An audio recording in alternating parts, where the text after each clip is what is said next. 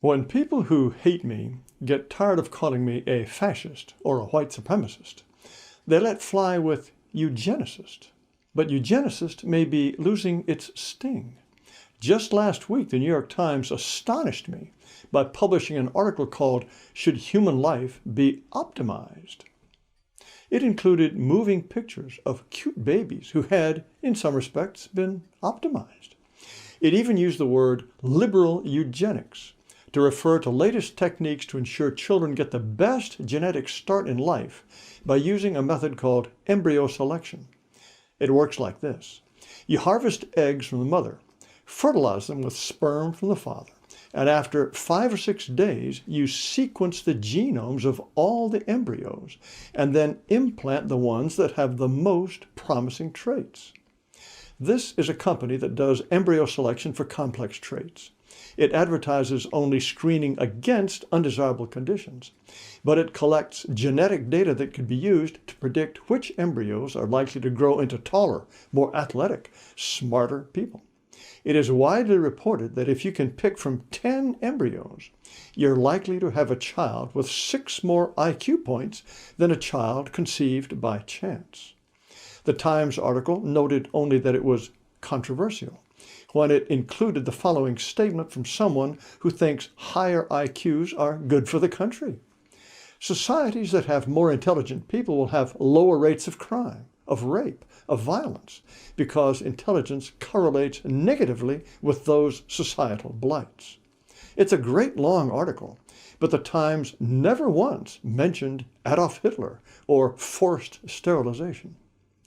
Maybe even more significant was a study from Harvard Medical School called Public Opinion on Polygenic Embryo Screening for IVF, or in vitro fertilization.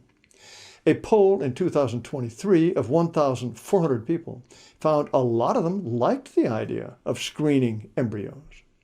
People generally think it's okay to screen out conditions such as schizophrenia or Alzheimer's, but they think twice about selecting for brains or height. Here are all the traits the survey asked about, with medical conditions on the left and other traits on the right. Stop the video to look more carefully if you like, but it's pretty non-controversial to screen out genetic conditions associated with cancer or heart disease. What's more interesting is what people thought about screening for positive traits, such as intelligence, the top item on this graph. Here the top 2 bars, the red and the brown, are strong disapproval and disapproval. And sure enough, they account for about 40% of responses. But 23% have no opinion, 24% approve, and 13% approve strongly.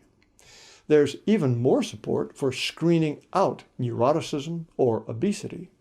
This is not the ferocious opposition to eugenics that you might expect. Christian writers tend not to like embryo selection.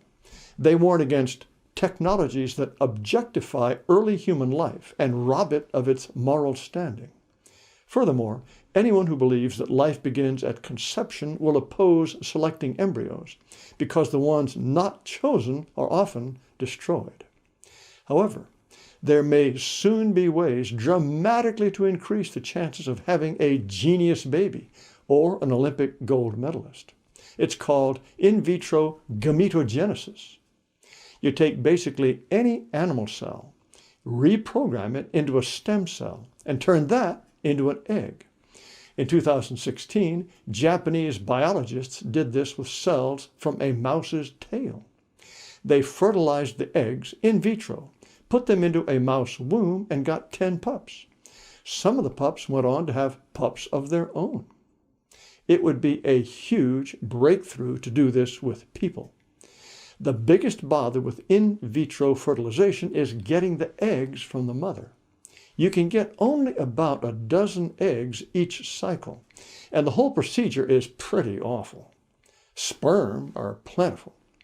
So if you could just take a woman's skin cells and turn them into eggs, parents might have hundreds of embryos to choose from.